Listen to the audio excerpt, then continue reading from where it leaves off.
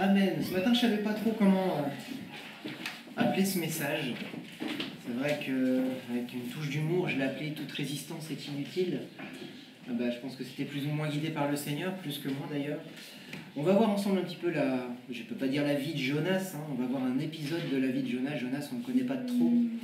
Jonas, on ne connaît que cet épisode de sa vie, et on va dire que par rapport à ce que ça nous apprend sur le Seigneur, c'est un enseignement qui est riche, mais aussi par rapport au caractère de Jonas, c'est un enseignement qui est riche pour nous. On va commencer par lire Jonas, on va prendre au chapitre 1 et on va lire ensemble les versets 1 et 2. On va voir un petit peu, voilà, c'est un épisode de la vie de Jonas.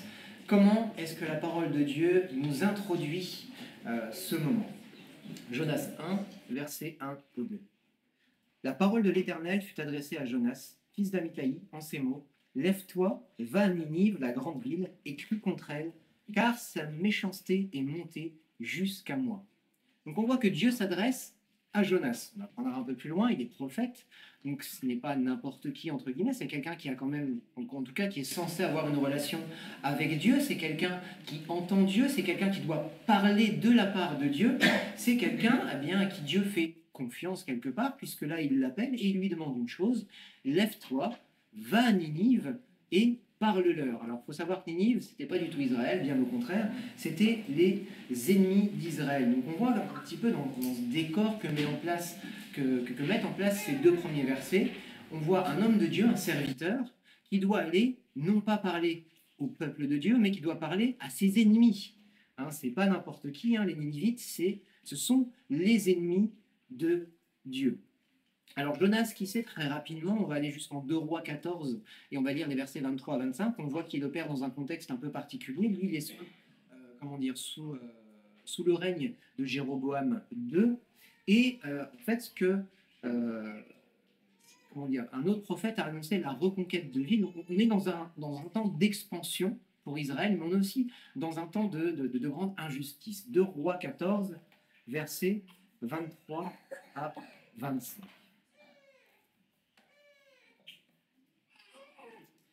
La 15e année d'Amatsia, fils de Joas, roi de Juda, Jéroboam, fils de Joas, régna comme roi d'Israël à Samarie. Il régna 41 ans. Il fit ce qui est mal aux yeux de l'Éternel. Il ne s'écarta d'aucun des péchés que Jéroboam, fils de Nébat, avait fait commettre à Israël. Il rétablit la frontière d'Israël depuis l'entrée de Hamath jusqu'à la mer de la Araba, selon la parole que l'Éternel, le Dieu d'Israël, avait prononcée par l'intermédiaire de son serviteur, le prophète Jonas, fils d'Amithaï de Gath-Hépher. Difficile à prononcer certaines fois, mais bon, voilà. On a des prophéties qui ont été faites que le royaume devait s'étendre. Donc quelque part, on pourrait s'attendre à ce que Israël soit dans de bonnes dispositions.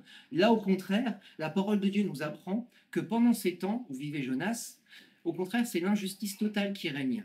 Les péchés du Père n'ont pas été abolis, au contraire, le Fils les poursuit. Donc on est dans une période qui est caractérisée par une corruption à tous les niveaux, qu'elle soit sociale, politique ou religieuse. Il n'y a rien qui va en Israël. Et pourtant, Dieu a fait des promesses, il va étendre le royaume. Donc on pourrait peut-être penser qu'on est dans une période de nonchalance. On fait n'importe quoi, mais Dieu bénit quand même. Dieu étant. Et quelque part, ça explique peut-être pourquoi Dieu ne va pas parler à son peuple, mais va parler à ses ennemis. Puisque le peuple n'écoute pas, il va faire grâce aux ennemis d'Israël. Ça, c'est une parenthèse. On revient au sujet qui nous intéresse. On est dans une période particulière, on vient de le voir. Il y a un autre prophète qui est contemporain de Jonas, c'est Amos. Et Amos, lui, il va annoncer autre chose que l'extension, il va annoncer la destruction. C'est Amos qui annoncera la destruction du royaume du Nord, et pas par n'importe qui, par le royaume de Ninive. On va voir que c'est les Ninivites le royaume d'Assyrie, qui va avoir ce rôle. Et c'est vers ce royaume qu'est envoyé Jonas. Donc Jonas, c'est donc un prophète, un homme de Dieu qui parle, qui a une relation avec Dieu, mais qui vit au milieu de la corruption. De là à dire est-ce que cette corruption a entraîné ce qu'il va faire, je ne sais pas. On va voir ensemble en tout cas ce que Dieu va faire au travers de Jonas, avec Jonas, comment Jonas va le vivre. Donc il va à Ninive. Ninive, c'est pas n'importe quelle ville, puisque c'est la capitale royale et administrative de la grande puissance de l'époque, qui est donc le royaume d'Assyrie, l'empire assyrien. C'est au travers de cette puissance que Dieu accomplira donc la parole donnée à Amos et que le royaume du Nord sera détruit en 722 avant Jésus-Christ. Beaucoup de lectures, mais je ne voulais pas me tromper.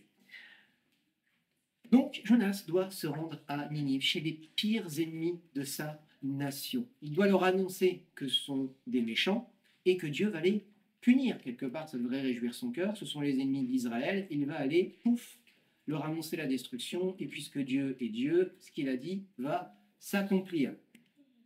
Bah, on va voir que pas tout à fait. Les Ninivites sont dans quel contexte? Ils ne connaissent pas vraiment le Dieu d'Israël. Forcément, ils en ont entendu parler. Ce sont leurs ennemis. Mais les Assyriens, c'est un peuple. Je suis désolé. Voilà, si d'autres personnes ont leur téléphone en mode sonnerie, qu'ils puissent maintenant le mettre en mode avion. Donc, les Assyriens, c'est un peuple polythéiste et méchant dans le sens où ce sont les pires guerriers qu'on puisse trouver à l'époque. Hein. Ils arrivent quelque part, ils rasent tout, ils pillent tout. Hein, enfin, si vous connaissez un petit peu les peuples guerriers, si vous avez vu des séries comme Viking ou autres, vous savez qu'ils n'y vont pas juste pour compter fleurettes et faire des beaux échanges. Non, quand ils y vont, c'est pour piller, c'est pour violer, c'est pour emporter et raser tout ce qu'ils trouvent sur place. Donc voilà, je vais dire Jacob. Jonas est envoyé vers un peuple qui est l'ennemi d'Israël, un peuple qui sème la terreur partout où il passe, pour annoncer un message d'un Dieu qu'ils ne connaissent pas. On voit que ce n'est pas forcément très réjouissant, mais effectivement, comme j'ai déjà dit, on pourrait se dire, Jonas connaît Dieu, il sait que ce qu'il dit, il l'accomplit, donc s'il va vers ses ennemis pour leur annoncer la destruction, ben, Dieu va les détruire. Et puisqu'il connaît Dieu, ça ne devrait pas poser de soucis. Pourtant, on connaît un peu l'histoire de Jonas, on ne va pas tout lire, sinon on y passerait la matinée, ce n'est pas le but, mais Jonas, il va faire le contraire. Jonas, il va prendre la tangente. Il va, bah voilà, Ninive c'est par là, lui il va aller par là. Il va s'enfuir loin de ce que Dieu lui a demandé. Hein, et Jonas, cette réaction quelque part, elle peut être surprenante. Il connaît Dieu, puisque c'est un prophète. Et il sait que sa parole, quand il la prononce, il va l'accomplir. Il sait qu'il peut avoir confiance en Dieu. Et pourtant, il prend le chemin contraire. Pourquoi? Est-ce qu'il aurait peur? Est-ce que... Ici, ce qui est d'ailleurs étonnant dans Jonas, c'est qu'il ne nous a pas beaucoup parlé du caractère de Jonas. En fait, c'est un épisode, quand on prend Jonas, il y a quatre chapitres, ben voilà, Dieu a décidé de quelque chose et Dieu l'accomplit. Et on voit que Jonas, dans tout ça, ben finalement, il n'y a pas beaucoup, de présence, Jonas. Par rapport à d'autres textes où d'autres hommes de Dieu qui, dans leur foi, ont obéi, eh bien, prennent beaucoup plus de place dans le sens où on voit que dans leur caractère, ils ont découvert des choses, ils ont accompli des choses grâce à la parole du Seigneur et grâce à sa force. Ben là, Jonas, quelque part, on voit que c'est juste un instrument dont Dieu va se servir. Et pourtant, Jonas, il va tout faire pour que la parole de Dieu ne puisse pas s'accomplir. Il va tout faire pour que cette parole d'aller à Ninive ne se fasse pas. Et la première des choses qu'il fait, c'est qu'il s'enfuit loin de la présence de Dieu, nous dit la parole, et encore plus en bateau. Alors si nous, en bateau, ça ne nous paraît pas extraordinaire, il faut savoir que les Hébreux, c'est pas un peuple marin. C'est pas un peuple qui prend la mer. Voilà, c'est pas les Grecs, c'est pas un peuple qui est connu pour prendre la mer facilement. Au contraire, pour eux, la mer, c'est un lieu inconnu, c'est même le lieu de l'enfer. C'est là où Dieu a enfermé toutes les bêtes, c'est là où il y a le Léviathan. On voit que je vais pas dire dans l'imaginaire, mais en tout cas dans la culture hébreuse, c'est hébraïque, la mer n'est pas un lieu où ils se réfugient, c'est pas un lieu de plaisir, c'est pas voilà, ils vont pas en vacances à la mer, hein, non au contraire, la mer ça leur sert à vivre parce que bah oui ils pêchent, mais ils pêchent pas n'importe où, c'est pas vraiment loin en mer profonde qu'ils vont. Hein, la mer de Galilée c'est une mer intérieure, c'est pas une mer qui est, même s'il peut y avoir des tempêtes et que c'est quand même suffisamment profond, c'est pas la haute mer. On voit que c'est pas un peuple marin. Et d'ailleurs, comme petite parenthèse, si on prend Noé, hein, c'est pas un bateau qu'il a construit, c'est une arche, un teva, c'est même un coffre. Donc Noé, il n'a pas navigué, Noé, il a dérivé, là où Dieu voulait bien le conduire. Donc on voit que la mer, c'est pas le lieu, c'est pas un lieu de refuge. Et pourtant, pour échapper à la parole de Dieu, Jonas, il va jusqu'à payer son voyage pour partir en haute mer. Hein. Il prend la tangente de l'autre côté. Donc on voit quelque part, l'accomplissement de cette parole lui fait moins peur que de prendre la mer. Qu'est-ce qui peut bien pousser Jonas à s'enfuir loin de cette parole, à ne pas vouloir que cette parole de Dieu qui à première vue va dans le sens, ou en tout cas serait plutôt favorable au peuple d'Israël. Pourquoi est-ce qu'il s'enfuit loin de cette parole? Mais quand Dieu décide de quelque chose, ça s'accomplit. Et peu importe ce que Jonas va faire, cette parole va s'accomplir. Et on va voir que ça ne va pas changer le cœur de Jonas, le fait que Dieu agisse. Et pourtant, il le sait. On va lire Jonas 1 et on va prendre les versets 7 à 12. Donc là, il est en bateau, grande tempête se lève, les marins ont peur puisqu'ils sentent bien que cette tempête n'est pas naturelle, ce qui leur arrive, c'est pas normal. Hein, les marins, ils connaissent les saisons, ils prennent pas la mer n'importe comment. Donc, qu'est-ce qui se passe? Et comme ils savent pas, ils vont tirer au sort. Je lis à partir du verset 7 jusqu'au verset 12. Ils se dirent l'un à l'autre, venez et tirons au sort pour connaître celui qui nous attire ce malheur. Ils tirèrent au sort et le sort tomba sur Jonas. Alors ils lui dirent, explique-nous qui nous attire ce malheur? Quelles sont tes affaires et d'où viens-tu? Quel est ton pays et de quel peuple es-tu? Il leur répondit, je suis hébreu et je crains l'Éternel, le Dieu des cieux qui a fait la mer et la terre ferme. Ces hommes furent saisis d'une grande crainte et lui dirent, qu'as-tu fait là? Car ces hommes savaient qu'ils fuyaient loin de la face de l'Éternel parce qu'il le leur avait expliqué. Ils lui dirent, que te ferons-nous pour que la mer se calme envers nous, car la mer était de plus en plus démontée? Il leur répondit, prenez-moi, jetez-moi dans la mer, et la mer se calmera envers vous, car je sais que c'est moi qui attire sur vous cette grande tempête. Là, on voit des païens, des hommes qui ne connaissent pas le Dieu d'Israël, qui comprennent déjà que la tempête, elle n'est pas naturelle, qui tirent au sort, et le sort, l'Éternel, leur révèle qui est la cause de ce grand malheur. C'est Jonas. C'est Jonas qui leur attire ce malheur. Jonas, il dit, bah oui, mais je sais, moi je le connais, le Dieu qui vous attire ce malheur. Là, il fanfaronne encore. Moi, je connais le Dieu, je crains l'Éternel. Ben, sur les 12 versets qu'on a lus, j'ai pas vu Jonas démontrer de la crainte de l'Éternel. Sur les 12 versets qu'on a lus, j'ai vu Jonas se rebeller contre un ordre de l'Éternel qu'il est censé connaître.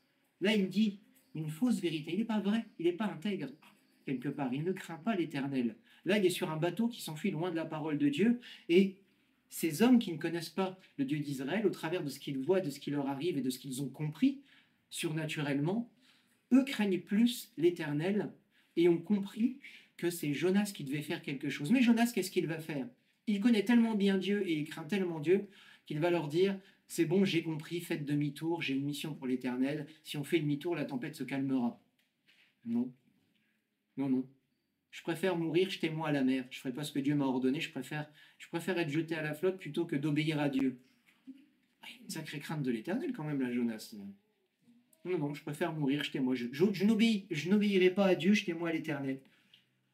Il y a quand même un front dur. Hein. C'est pour ça que je voulais bien planter le décor, parce que il peut y avoir mille et une raisons qui poussent Jonas à agir de cette manière. On est dans un temps, à ce moment-là, où Israël s'étend, remporte des victoires. On voit les promesses de Dieu qui s'accomplissent quelque part. Hein. Jonas en avait annoncé, elles s'accomplissent. Mais on est dans un temps de corruption totale. Est-ce que c'est ça qui pousse Jonas à dire ben, je fais comme moi j'en ai envie, j'ai pas envie d'aller à Ninive? Alors est-ce qu'il craignait pour sa vie? Est-ce que je sais pas? On va le voir. Hein. Je vous casse un petit peu le suspense, mais on va voir ce que Jonas ne voulait pas voir arriver. Mais en tout cas, on est dans une situation où un homme de Dieu qui connaît Dieu, qui est censé avoir la crainte de l'Éternel, fait tout sauf ce qu'il sait devoir faire. Et parce qu'il ne fait pas ce qu'il sait devoir faire, on voit Dieu qui quelque part le poursuit. Le poursuit, peut-être parce que déjà il l'aime, parce qu'il veut le voir dans sa volonté, mais qu'il poursuit parce qu'il a un plan, il a décidé que quelque chose arriverait, et ça arrivera bon gré, mal gré. Et Jonas, on voit qu'il s'enfonce encore un peu plus loin de Dieu. Jonas, il est là, il préfère être jeté à l'eau, dans une mort certaine.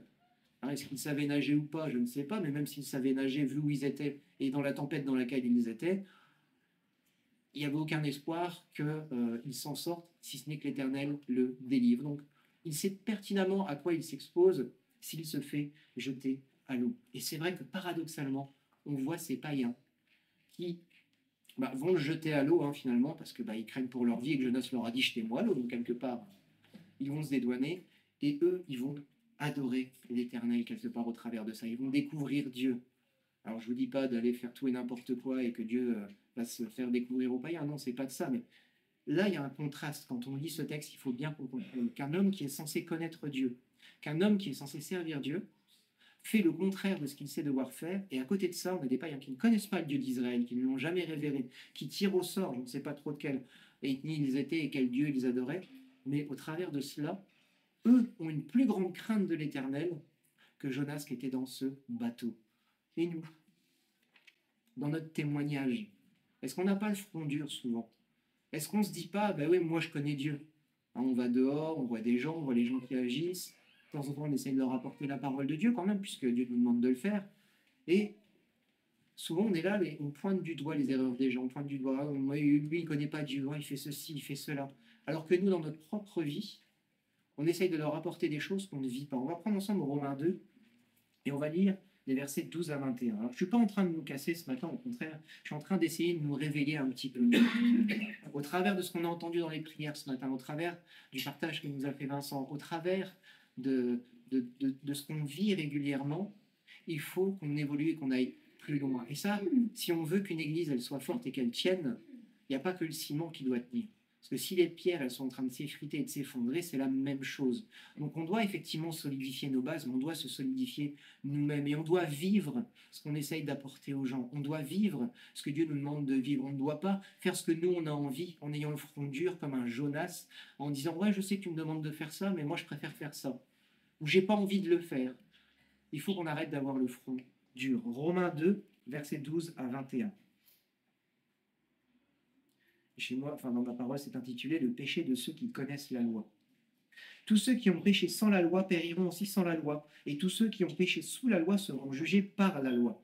Ce ne sont pas en effet ceux qui écoutent la loi qui sont justes devant Dieu, mais ceux qui pratiquent la loi seront justifiés. Donc, on sort quelque part, oui, la grâce, elle nous a franchis, mais elle ne nous affranchit pas de la loi, elle nous affranchit de la sentence de la loi. S'il fallait encore le rappeler, la loi, elle est bonne, puisque la loi dont il nous est parlé ici, c'est la volonté révélée de Dieu, la volonté de Dieu, son caractère.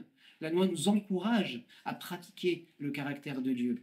La grâce, c'est que nous sommes incapables par nous-mêmes de le faire, donc elle nous affranchit du péché, de nos transgressions, et l'Esprit nous permet de vivre cette loi. Mais la loi n'est pas mauvaise. Dieu nous encourage toujours à mettre en pratique cette loi, mais non plus une loi religieuse écrite sur des textes, hein, mais une loi spirituelle inscrite dans nos cœurs. Je ferme la parenthèse et je continue la lecture. Quand les païens qui n'ont pas la loi font naturellement ce que prescrit la loi, on pense aux marins, eux qui n'ont pas la loi, ils sont une loi pour eux-mêmes. Ils montrent que l'œuvre de la loi est écrite dans leur cœur, leur conscience en rend témoignage et leur raisonnement les accuse ou les défendent tour à tour. C'est ce qui paraîtra au jour où, selon mon évangile, Dieu jugera par Christ Jésus les actions secrètes des hommes.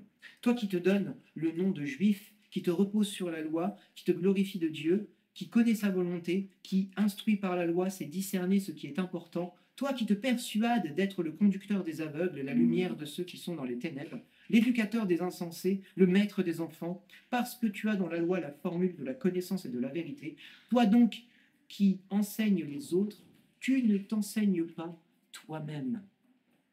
C'est pas simplement connaître qui justifie, c'est pas simplement connaître d'une manière intellectuelle qui nous permet d'avancer dans notre vie avec le Seigneur. Est-ce que Jonas ne connaissait pas Dieu?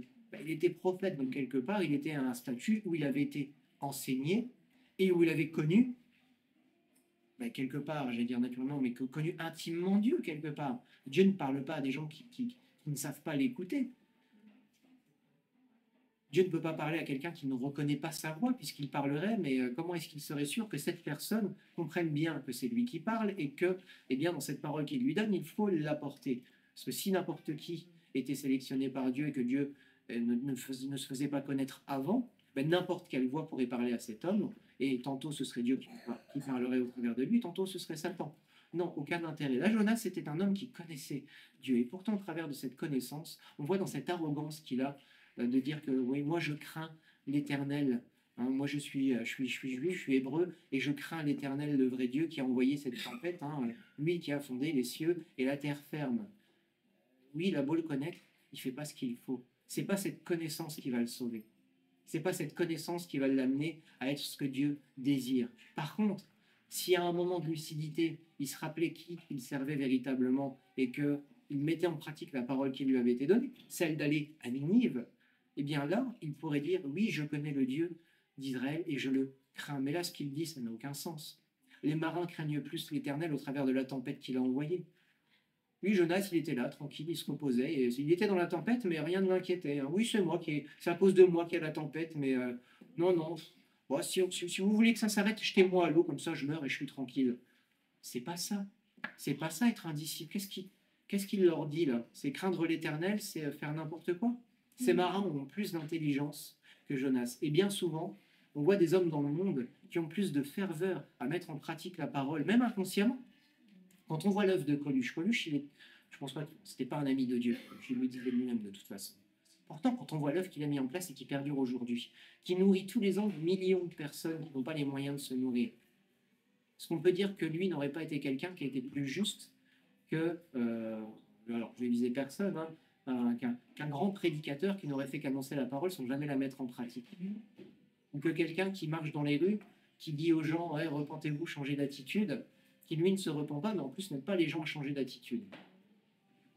Je pense que Coluche, quand il se présentera devant Dieu, s'est présenté devant Dieu, les œuvres qu'il aura faites parleront pour lui. Je ne sais pas où il est, hein, je n'aurai pas l'orgueil de prétendre qu'il soit d'un côté ou de l'autre, mais au moins ces œuvres-là parleront pour lui. Pourquoi? Parce qu'il les a faites.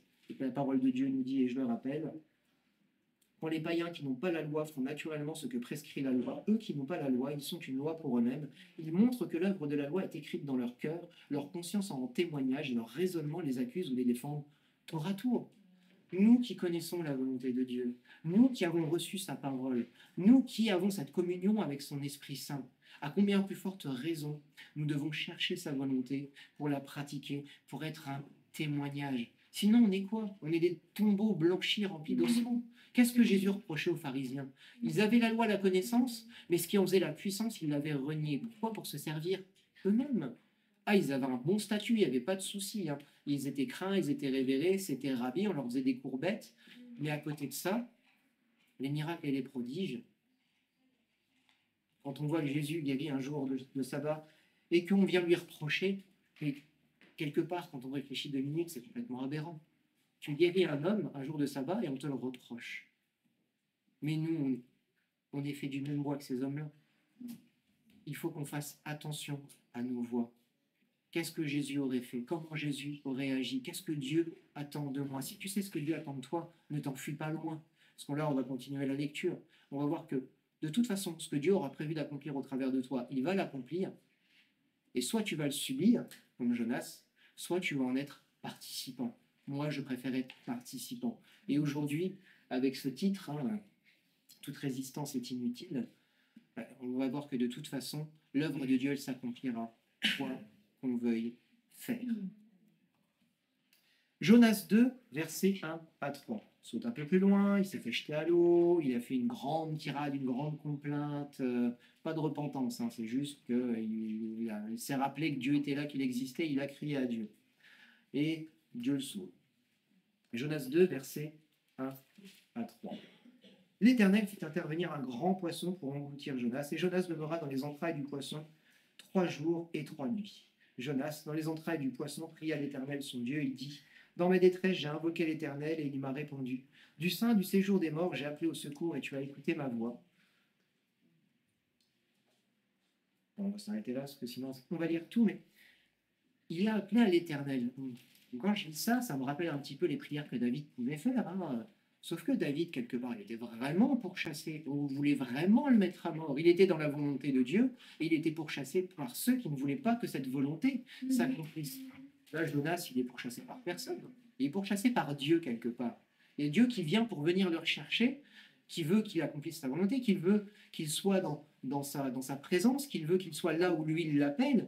Et Jonas, c'est ça qu'il fuit, quelque part. Il n'y a rien qui le presse de partir, si ce n'est son propre entêtement. Là, on a encore une prière qui est: dans ma détresse, j'ai invoqué l'Éternel, mais cette détresse, il se l'est provoquée. S'il est dans la détresse, c'est parce qu'il n'a pas voulu accomplir ce que Dieu lui demandait. C'est parce qu'il s'enfuit loin de la volonté de Dieu. On voit que la moitié du livre de Jonas, c'est Jonas qui a le front dur et qui n'est pas là où Dieu l'appelle. Il y a une petite partie qui est l'accomplissement de la volonté du Seigneur, et une autre partie qui est Jonas boude. On voit que le livre de Jonas, on voit que Dieu agit malgré l'attitude de Jonas, mais que ce n'est pas l'attitude de Jonas qui fait que la volonté de Dieu s'accomplit. Encore une fois, je le répète, la volonté de Dieu, elle s'accomplit, quoi qu'on en dise, quoi qu'on fasse, bien, même si on voulait aller contre cette volonté, la volonté de Dieu, les plans de Dieu, ils s'accompliront. Le cœur de l'homme forme des projets, mais ce sont les projets de l'Éternel qui s'accomplissent. Moi, j'aime bien lire ce passage en me disant, ok, j'ai des projets, Seigneur, je te les remets, façonne-les ou arrête-les s'ils ne sont pas les tiens, pour que ce soit tes voies et ta volonté qui s'accomplissent. Par contre, on voit aussi que ce verset, ça peut être, moi j'ai des projets, mais même si je veux les mettre en œuvre, même si je force pour essayer de faire rentrer les projets du royaume dans mes projets, parce que je ne veux pas les abandonner, ce sera quand même les projets de Dieu qui s'accompliront. Bon gré, mal gré. Et ce matin, je veux qu'on se rappelle que même si on résiste à Dieu, même si on fait tout ce qu'il faut pour aller à l'encontre de ce que Dieu veut pour nous, eh bien sa volonté va nous rattraper de toute manière à un moment ou à un autre. Et parce qu'il nous aime, sa volonté, elle nous rattrapera parfois violemment. Pourquoi ? Parce qu'il préfère qu'on soit sur son chemin, même malgré nous, plutôt que loin de lui et dans la fausse paix que ce monde peut donner. Donc là, on a un Jonas qui s'est fait jeter à l'eau, qui préférait mourir, qui certainement, en se voyant mourir, dans son cœur a dû former une prière, puisqu'il dit, dans ma détresse, j'ai invoqué l'Éternel et il m'a répondu, du sein du séjour des morts, donc je vous rappelle, séjour des morts, tout ce qui est en dessous de la mer, pour les Hébreux, c'est le séjour des morts. J'ai appelé au secours et tu as écouté ma voix. Quelque part, tu m'as ressuscité. Donc on voit quelque part, il connaît Dieu, il sait de quoi il est capable, donc il l'a appelé et il lui a répondu. Mais, alors je ne sais pas pour vous, moi 3 jours dans le ventre d'un grand poissonnier, ça me tente moyen. Je préfère les vacances sur la côte à me faire dorer au soleil plutôt que d'aller passer 3 jours et 3 nuits dans le ventre d'un poisson. Pourquoi ? Déjà l'odeur, ça doit pas être génial. Qu'est-ce que vous mangez dans le ventre d'un poisson ? Pas grand-chose. Ce que doit manger un poisson, ça ne doit pas être génial. On n'y voit rien, puisque déjà sous la mer et en plus dans le ventre du poisson, il ne doit pas y avoir grand-chose à voir. Je ne sais pas si vous êtes un petit peu passionné de l'expérience un petit peu bizarre. Il y a un homme qui a été s'enfermer, ça fait déjà un moment, qui a été s'enfermer dans une grotte, donc sans repère temporel, donc il ne savait pas jour, nuit, et c'était une expérience pour savoir un petit peu comment se régler le cycle de l'être humain quand il n'avait pas de repère. Voilà, je peux vous dire qu'il a très vite été complètement déboussolé.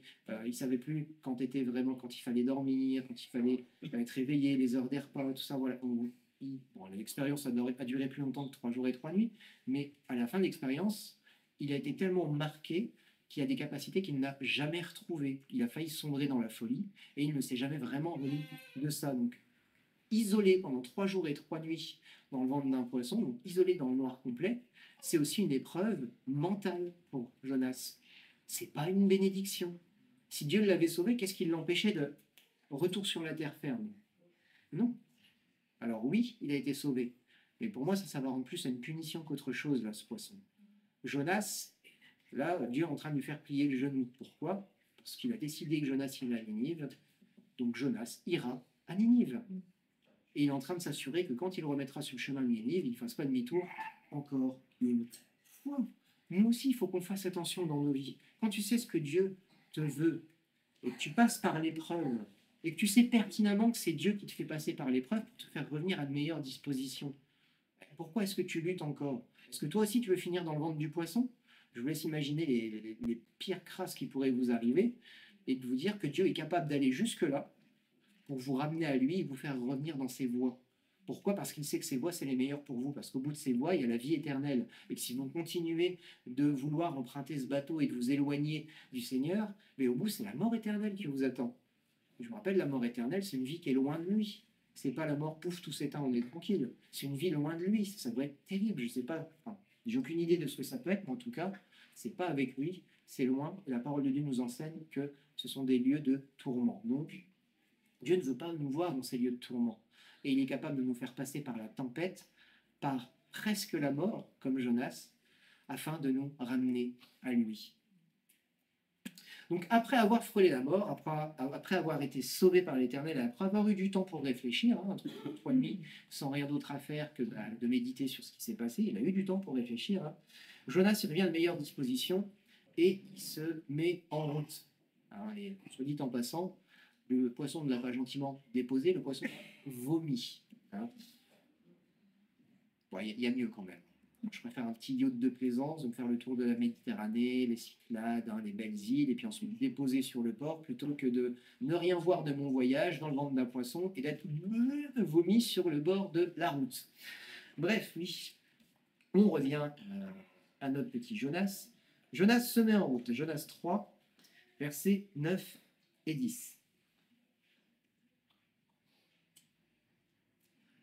Donc là, qu'est-ce qui se passe? Jonas se remet en route, il va à Ninive, il fait enfin ce que Dieu lui avait demandé, il annonce, et il se passe quelque chose d'extraordinaire dans le cœur des Ninivites.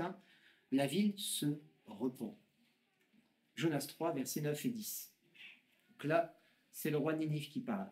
Qui sait si Dieu ne reviendra pas et n'aura pas de regret, et s'il ne reviendra pas de son ardente colère, en sorte que nous ne périssions pas.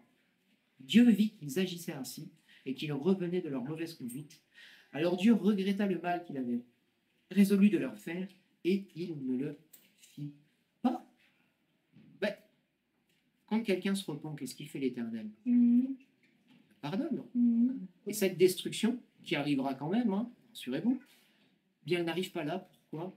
Parce que les Ninivites sont dans une disposition de cœur qui fait que ça plaît à l'Éternel, et que le mal que Dieu avait prévu de leur faire, à cause de leurs sentiments et à cause de leur repentance, il ne leur fait pas. C'est quand même quelque chose d'extraordinaire. Là, on pourrait se dire que Jonas, il pourrait écrire presque un psaume en disant « Loué soit l'Éternel, qui pardonne à celui qui se repent, il pardonne même aux ennemis d'Israël. » On pourrait imaginer quelque chose comme ça. On pourrait se dire que Jonas, il découvre la bonté de Dieu. Non, comme je vous l'avais dit, Jonas, il connaît Dieu. On va lire au chapitre 4, les versets 1 à 3. Plutôt que de se réjouir, Jonas, il est quand même têtu. Cela fut très mal pris par Jonas qui se fâcha. Dieu sauve et délivre, et Jonas, il le prend mal. On pourrait peut-être se dire que... Un petit problème, le Jonas. Bref. Il pria l'Éternel et dit « Ah, Éternel, n'est-ce pas ce que je disais quand j'étais encore dans mon pays? C'est ce que je voulais prévenir en fuyant à Tarsis, car je savais que tu es un Dieu qui fait grâce et qui est compatissant, lent à la colère et riche en bienveillance, et qui regrette le mal. Maintenant, Éternel, prends-moi donc la vie, car la mort m'est préférable à la vie. » Et il est quand même atteint, Jonas. Il est sacrément atteint. Il savait que l'Éternel, si Ninive se repentait, allait les pardonner. Mais c'est ça que je voulais éviter, je te l'avais dit. Je savais bien que si jamais ils regrettaient leur mal, tu allais les pardonner. Moi, je voulais pas qu'ils soient pardonnés, donc c'est pour ça que je fuyais. Mais c'est n'importe quoi, Seigneur, c'est quoi ce plan encore? Qu'est-ce que tu nous as fait? Voilà, il aurait mieux valu que je meure et que je parte de l'autre côté plutôt que de les pardonner là. Là, c'est nos ennemis, en plus tu les épargnes. Mais il a un grain, Jonas. Non, mais quand on réfléchit 2 minutes, si on fait le parallèle avec Job, Job, il connaissait pas Dieu. Job, il avait cette excuse qu'il voulait discourir et plaider sa cause auprès de Dieu en pensant qu'il pouvait quelque part convaincre Dieu parce qu'il ne le connaissait pas vraiment. Mais là, Jonas, il le connaît, il vient de le dire. Je savais que tu étais bon, lent à la colère, miséricordieux, et je savais que si jamais il se repentait, tu les pardonnerais. Jonas, il connaît Dieu. Mais Jonas, il ne connaît pas Dieu. S'il connaissait vraiment Dieu, il aurait le même cœur que lui. Là, il sait de quoi Dieu est capable, mais il n'a pas compris l'amour que Dieu pouvait avoir pour sa créature. Il préfère voir, alors je vais dire des millions, c'est peut-être exagéré à l'époque, mais en tout cas des milliers de personnes, hommes, femmes, enfants, bétail, mourir. Il préfère voir la destruction plutôt que le salut que peut donner Dieu. Il n'a Dieu que pour Israël. Il a oublié que dans les promesses de Dieu, Israël devait être une bénédiction pour les nations. Et pourtant, alors, peut-être est-ce dû à ce que Amos avait prédit, peut-être est-ce dû au fait qu'il savait que c'est l'empire d'Assyrie qui devait détruire le royaume du Nord et amener la destruction. Mais Jonas, il connaît l'Éternel, il se met en face de lui et il se fâche. Non, mais ça va pas, qu'est-ce que tu as fait? on voit un homme qui ne craint pas l'Éternel, mais alors pas du tout. Et on voit un homme qui ne craint pas l'Éternel et envers qui Dieu est encore bon. Parce que dans l'image qu'on peut se faire de Dieu, quelqu'un qui se rebiffe comme ça, qui lève le poing alors qu'il le connaît, on pourrait penser qu'il le frapperait tout de suite et qu'il dirait bon, c'est bon, terminé maintenant, j'ai fait ce que j'avais à faire, tu m'as désobéi, je passe à autre chose et je vais me chercher quelqu'un avec de meilleures dispositions. Non, même pas. Même pas. L'histoire ne nous dit même pas si Jonas s'est vraiment repenti. L'histoire ne nous dit même pas si le caractère de Jonas a changé. Pourquoi? C'est pas ce qui importait à Dieu. Jonas a pris sa décision. Dieu a fait ce qu'il avait à faire. Il a annoncé le malheur qui allait arriver aux Ninivites. Et les Ninivites se sont repentis. Et Dieu le leur a pardonné. Pourquoi? Parce que même si c'était les ennemis d'Israël et qu'on ne touche pas la prunelle de ses yeux, c'était quand même ses enfants. C'était quand même des hommes et des femmes qu'il avait tissés dans le ventre de leur mère. C'était quand même des créatures qu'il avait façonnées et pour qui il avait de l'amour et de la compassion. Où on en est, nous, dans notre amour et dans notre compassion vis-à-vis du prochain? Est-ce qu'on regarde les gens en se disant « Ouais, il a été évangélisé, il ne l'acceptera jamais, de toute façon, vu ce qu'il fait » Ou est-ce qu'on est vraiment rempli de l'amour et de la compassion de Dieu en se disant « Mais si je ne renonce pas à la parole ou si je n'insiste pas, ces hommes et ces femmes vont mourir, vont connaître une mort éternelle. » Là, il n'y a aucune compassion dans le cas de Jonas. Jonas, il se fiche bien que ces hommes et ces femmes meurent. Au contraire, lui, il veut les voir mourir. Et s'il voulait s'enfuir, c'est pas parce qu'il ne connaissait pas Dieu, c'est pas parce qu'il avait peur de mourir lui-même, c'est parce qu'il avait peur de ce que Dieu pouvait être bon. Il avait peur de la bonté de Dieu. Il avait peur que Dieu pardonne à ses ennemis. Où est-ce qu'on en est, nous, dans notre relation avec Dieu? Il me semble que c'est mercredi, Claude et Julia Payan, bien qu'ils nous aient fait énormément de bien, ils ont évoqué le pardon à un moment, qu'on devait nous aussi avoir ce cœur à pardonner, que Dieu nous avait pardonné, et que si vous voulez justement cette joie, cette plénitude, nous aussi dans notre cœur, on devait avoir de la bonté pour ceux qui nous entouraient, et que le pardon ne devait pas être un souci. Là, Jonas, il a dégueu de pardonner. Non, non, alors ils vont nous éradiquer, alors je ne vais pas leur faire grâce. Non, non, c'est nos ennemis, donc je ne vais certainement pas leur faire du bien. La raison pour laquelle Jonas s'en va, c'est parce qu'il connaît Dieu. Il se rebelle. Les plans de Dieu, j'en veux pas. C'est pas compatible avec mes plans, donc je vais à l'encontre. Et nous, parfois, souvent même, j'ai envie de dire, quand on comprend comme quelque part que les plans de Dieu vont nous amener à l'opposé de ce qu'on voulait, vont nous amener dans des souffrances, vont nous amener dans de l'adversité, on dit, oh, non, non, non, non, non, non, Seigneur. Ouais, ok, j'ai signé un chèque en blanc, je me suis baptisé, j'ai dit que je te suivrai, peu importe les voies où tu m'emmènes, mais ces voies-là, quand même, hein, non. Je vais prendre par là, tu verras, c'est plus facile. Qui on est pour discuter avec Dieu quelque part? À un moment, il faut qu'on ait cette intelligence de plier le genou devant Dieu en disant, ok, j'ai compris que les voies où tu m'emmenais sont difficiles. J'ai compris que les voies où tu m'emmenais ne sont pas agréables. Mais j'ai aussi compris que c'est toi qui pourvoirais dans ces voies. J'ai aussi compris que c'est toi qui aplanirais la montagne ou qui me donnerais de la force de la surmonter. J'ai compris que c'est toi qui m'as assis avec toi dans les lieux célestes dans lesquels je peux voir bien au-dessus de ma difficulté. Et souvent, nous, on est terre à terre. On voit la difficulté. Mais Jésus ne nous l'a jamais caché d'ailleurs, cette difficulté. Ah, il a dit pour tous ceux qui ont perdu des choses dans ce siècle-là, je leur rendrai au centuple, mais avec les persécutions. Nous, souvent, on arrête juste avant. On arrête avant les persécutions. Ouais, ok, je t'ai suivi, ben, j'ai laissé ça, je me suis mis à ça. Ben oui, mais donc tu vas me récompenser. Sauf que les persécutions à côté, ben, on n'en veut pas trop. Ben, c'est naturel, quelque part, on est humain, hein, on n'est pas maçon, on ne veut pas souffrir gratuitement. Mais on ne doit pas être des Jonas.